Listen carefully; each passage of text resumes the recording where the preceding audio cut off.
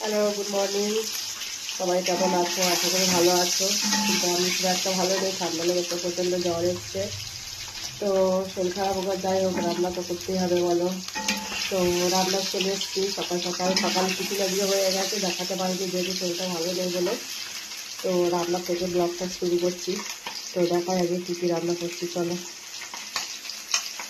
দেখো, ডিম ভাজছি, ডিম হবে, আলু দিয়ে ঝোল হবে। আর দেখো বরবটি আলু দিয়ে চচ্চড়ি হবে। আর এখানে কালকের ডাল হয়ে গেছে, এটা গরম করতে দিয়েছি। তো দেখতে থাকো। তেল গরম করে আমাদের জিরে ফোড়ন দিয়ে দিলাম একটু পেঁয়াজটা হালকা করে একটু ভেজে দিয়ে তারপর বরবটি আলুটা দিয়ে দেবো এর মধ্যে। কড়াইটা দেখে আমার কেউ খারাপ কিছু কমেন্ট করো না। ওই কড়াইটা আমার ননস্টিকের কড়াই, আর অনেক দিনের হয়ে গেছে বলে এরকম হয়ে গেছে। কিন্তু এটা রান্না করতে খুব মজা, জানো। এরকম একটা করে কড়াই আমার মনে হয় অনেকের বাড়িতেই আছে। এটাতে না তেল কম লাগে, রান্না করতে খুব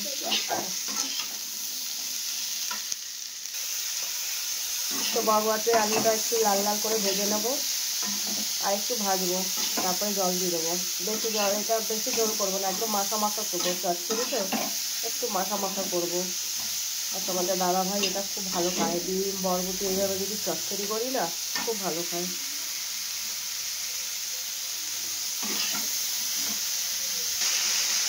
তো মোটামুটি আমার লাল লাল করে ভাজা হয়েছে, দেখতেই পাচ্ছ। বেশি লাল করবো না, হালকাই করবো, করে তারপর জলটা দিয়ে দেবো।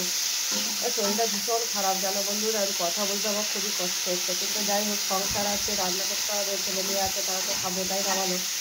তাহলে দাদা ভাই কাজে আছে, শুয়ে থাকা তো যাবে না। তাই মাছ এনেছে, লাগছে, মাছ করলাম না আমি। ওই জন্য ডিম আর এই দিয়ে বরবটি আর এই ভুলেই যাচ্ছি, চচ্চড়ি করে আর ই করবো।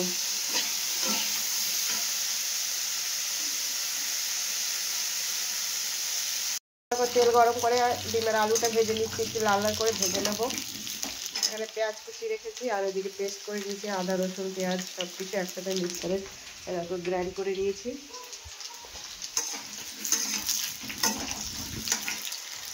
তো ডিম ভাজা, ওই আলু ভাজা তেলে দিয়ে দিলাম আর একটু তেল, আর তারপর দিয়ে দিলাম গোটা সাদা জিরে, দিয়ে দেবো তেজপাতা,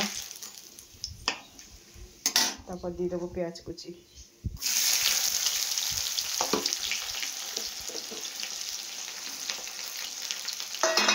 পেঁয়াজটা একটু লাল লাল করে ভেজে দিয়ে পেস্ট করা মশলাটা দিয়ে দেবো।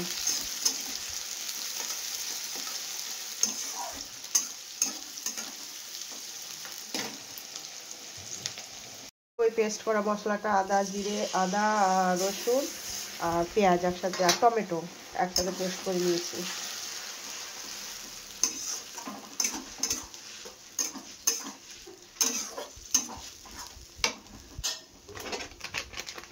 দিয়ে দেবো জিরের গুঁড়ো,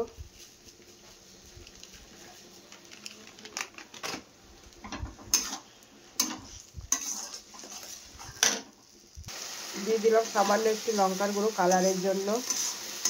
এমনিতে আমরা কাঁচা লঙ্কা বাটার তরকারি খাই, শুকনো লঙ্কা খাই না, খালি কালারের জন্য একটু অল্প দিয়ে দিলাম। দিয়ে দিলাম হলুদ গুঁড়ো,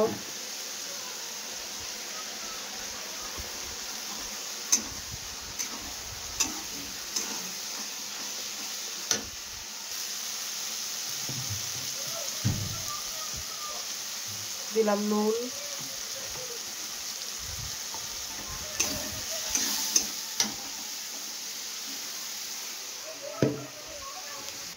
দিয়ে দিলাম আলুগুলো।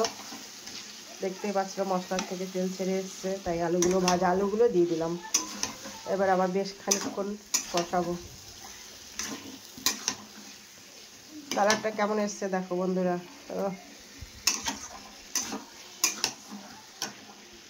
কষানো প্রায় হয়ে গেছে, এবার দেবো কাঁচা লঙ্কা বাটা। কাঁচা লঙ্কা বাটাটা আগে দিইনি, কেন কাঁচা লঙ্কা বাটাটা আগে দিলে কাশি হবে, ওই জন্য। এবার কাঁচা লঙ্কা বাটাটা দিয়ে একটু নাড়িয়ে চাড়িয়ে জল দিয়ে দেবো।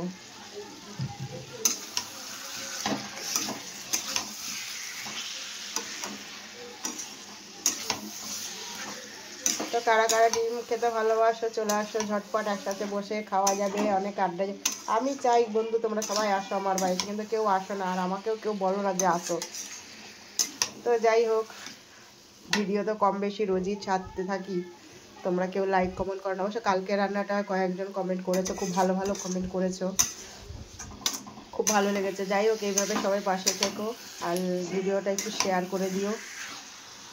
তো আজকে শরীরটা খুব একটা ভালো না, আজকে ভিডিওটা আর বেশি বড় করতে পারছি না। তো ভালো থেকো, সুস্থ থেকো, পরে আবার কথা হবে। আর সবাই একটু ঠাকুরের কাছে প্রার্থনা করো যত তাড়াতাড়ি সুস্থ হয়ে যাই আমি, কারণ আমার শরীরটা প্রচণ্ড খারাপ সত্যি সত্যি।